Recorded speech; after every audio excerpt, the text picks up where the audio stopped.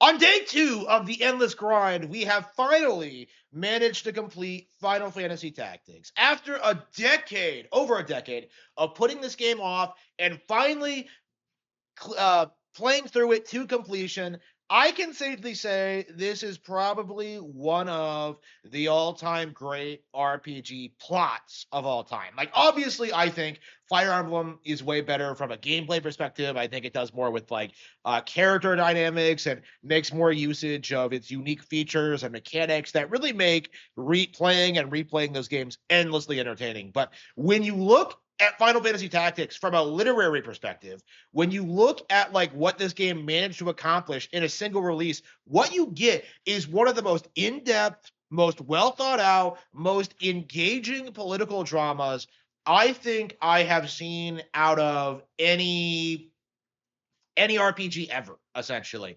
Like, what we're seeing is just this what we saw was just this mind-blowing experience that redefined strategy RPGs and really kind of demonstrates just what makes gaming so appealing to people in the audience.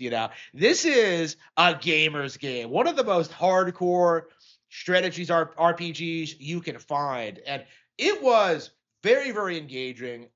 Just playing through this game, meeting the characters, and not really knowing where the plot was going to go. Because in a lot of ways, this story is very, very daring and kind of bold. In which it's a political drama in which a lot of morally gray figures are doing battle over these lost religious artifacts. But in a lot of ways, it's a lot more than that. It's about like the individuals, Ramza and Delita, and like their kind of differing paths in life.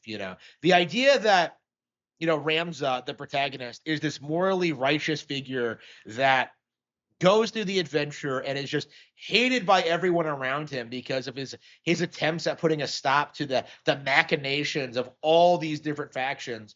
And then you have like Delita, who's kind of doing the opposite, where he chooses a side and then just kind of backstabs everyone on his way to the top.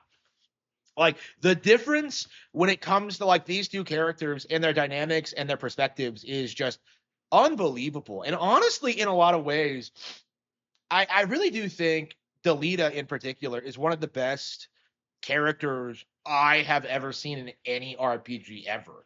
The simple fact of the matter that like Ramza lost everything, he sacrificed everything to like accomplish his goal of saving his sister, and then just kind of leaves to have a normal life, while Delita is like, did all these crazy out there like hideous things to put himself on the throne, to like rule the kingdom, to do all of this, and only to like just have this miserable existence. It is heart-wrenching. It's probably one of the best RPG endings I've ever seen, in my life. Honestly, like, I think I said the same thing when I finished Final Fantasy VII for the first time, and it's one of those things that I just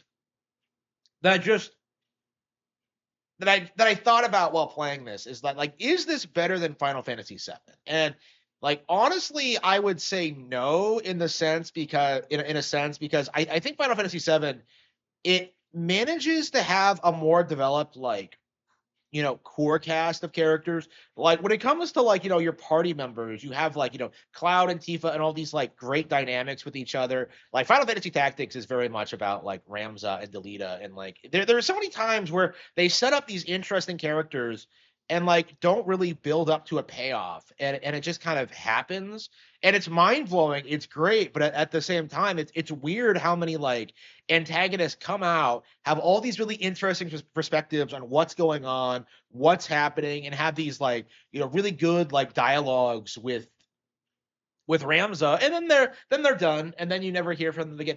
And it's very, very frustrating to see like so many great characters be like built up and then just kind of tossed aside and ignored. And perhaps it's due to like limitations, perhaps it was due to a creative decision, like perhaps it was due to the idea was to keep the story focused without being bloated by too many like secondary characters. Like, it is weird to me like how much of this game is just like going across the map, seeing like the antagonist just go like, yes, yes. When I collect the Orosite, I will build my house to do my bidding. And like, then Ramtha just shows up and like, puts a stop to it. And it's like again, on one hand, it's like it's really easy to kind of write off Ramza as being this like morally righteous hero with no real depth or complexity to him. But I really, really genuinely feel the opposite in this regard, because I think Ramza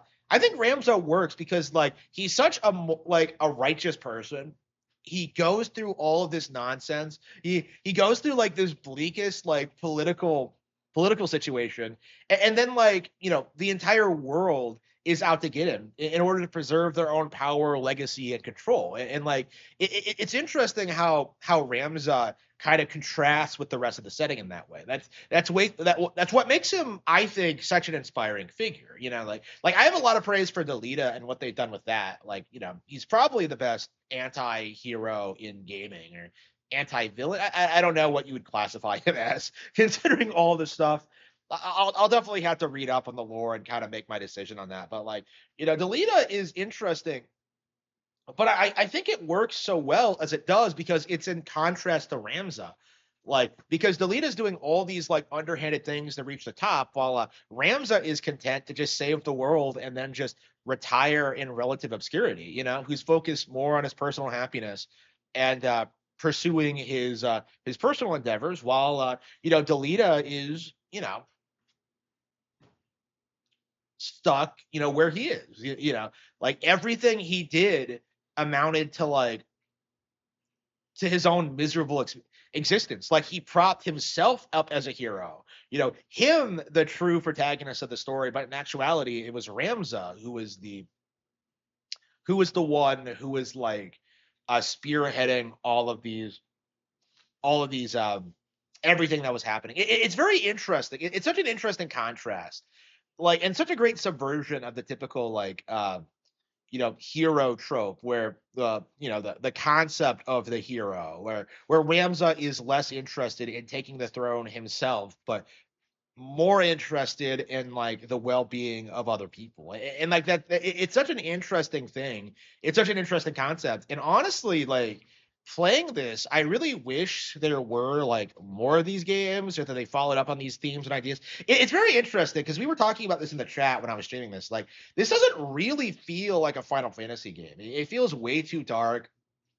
It feels way too much like it has these political drama themes. It feels way too much like it has its own tone. And honestly, playing this, I am kind of surprised at just how much this game has its own identity that feels very segregated, I think, from the wider Final Fantasy franchise. And that's a good and a bad thing, but the negative side of that is that I feel like this game is not for a wide audience. Like, I feel like a lot of people who play this would be put off by it and not really spend the time with it or understand what was happening, because this is something you do have to like kind of think about a lot and appreciate. Um, it's just too hardcore, I think, for most RPG fans. Like, we're seeing people right now on Twitter like spurging out like, oh, I don't want Final Fantasy to have sprite based. Like, it's just like, what are you talking about?